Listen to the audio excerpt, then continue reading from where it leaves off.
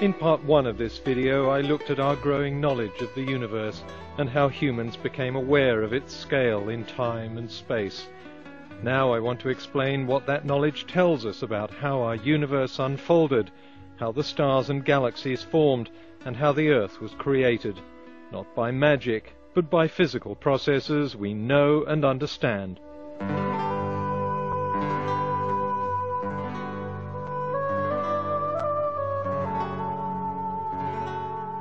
Our universe, which may be one of several in time and space, started with a huge explosion of energy and matter called the Big Bang. Neutrons, protons, and electrons rode in the wake of an expansion of time and space itself. After 380,000 years, the universe had cooled enough for these particles to come together to form the first atoms. Nearly 3/4 of them was simple hydrogen, just one proton and one electron. 28% were helium, which has 2 protons, 2 neutrons, and 2 electrons. Cosmologists thought this cloud of matter must have been patchy, denser in some parts than others. Otherwise, the denser parts couldn't have come together later to form stars. Based on the state of our present universe and theoretical models of the Big Bang, they predicted what this patchy early universe would have looked like. Denser clouds are always a few millionths of a degree warmer than the emptier parts of our cosmos, so cosmologists knew that if they could look back 13 billion years, they should be able to see the heat imprint of these early clouds of particles. They'd have to find background temperatures from the universe's furthest reaches. The instrument that achieved this was NASA's Wilkinson Microwave Anisotropy Probe. It spent 2 years collecting data from 13 billion light-years away, which meant it was not only looking deep into space, but also 13 billion years back in time.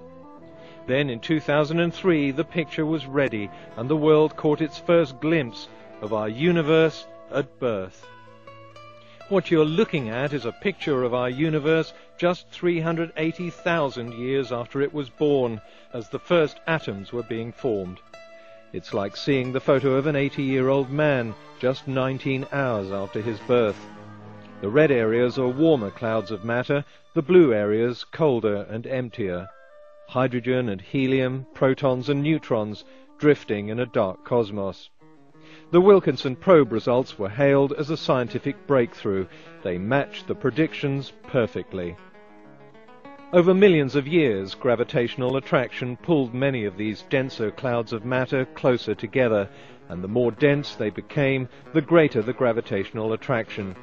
Just as a spinning skater spins faster when she pulls in her outstretched arms, each swirling cloud began to spin, until they became tight balls of rotating gas.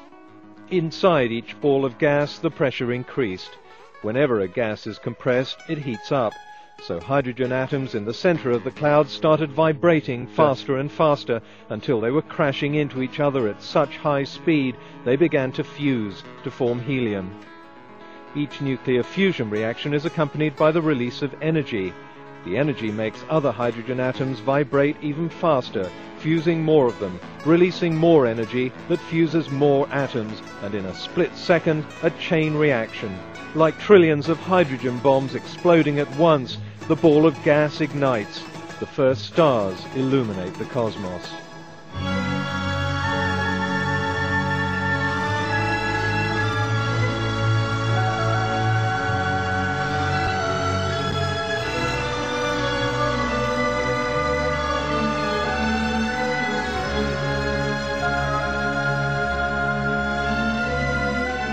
Early swarms of stars were also drawn together by gravitation, forming galaxies. The first stars burned for billions of years, powered by fusion. But a star has only so much hydrogen fuel. As the energy is used up, the star begins to collapse, pulling the gas ball tighter. Pressure and temperature increase until they're high enough for helium atoms to crash together and fuse. This makes heavier atoms, like carbon and then oxygen. With higher temperatures and pressures, even these atoms fuse until the star becomes a white-hot factory, forging every element. The energy from these reactions is far greater than the fusion of hydrogen. Finally, the temperature and pressure are so high that the star explodes, spewing its contents into space. Often the shock waves throw these heavier elements against clouds of hydrogen and helium that have been dormant in space for billions of years. This cloud hadn't been dense enough to pull together under gravitation, but the sudden jolt from the exploded star stirs it. Now gravitation starts to pull the denser areas closer together. The life cycle of a star begins again.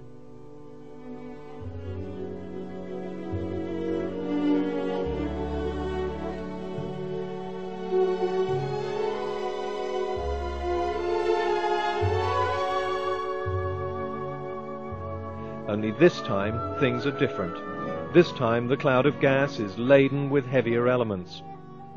Thanks to spectroscopy, explained in part 1 of this video, we can measure the proportion of the different elements in stars and in our own sun.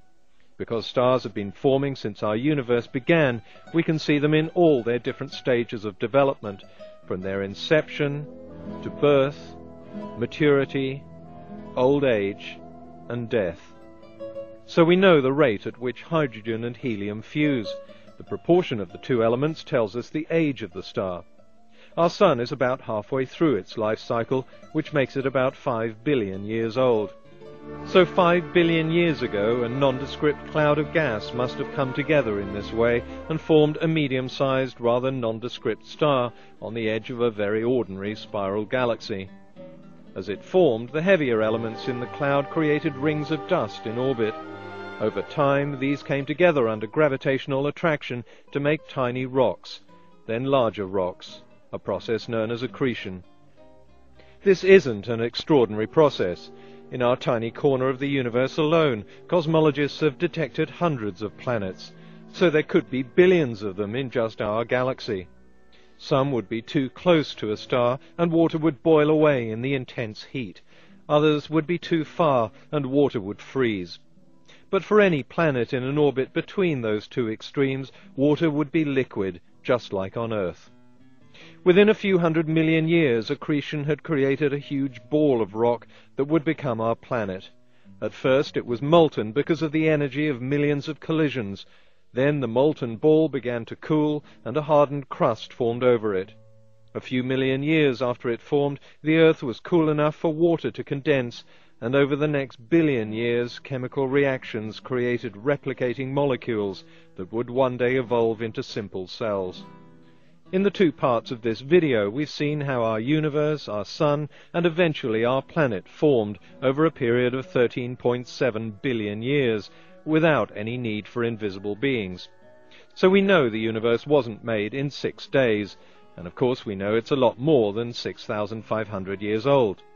If you want to believe in a recent mythical creation, then you've missed out on a lot of the incredible advances in knowledge over the last 300 years. You've also missed out on something that would have astonished the 4,000 generations of humans who preceded us, and who were so curious about the creation of our world that they had to invent gods and spirits to explain it. They would never have dreamed that one day we'd have the technology to look back in time, nearly 14 billion years, and take a snapshot of the birth of our universe.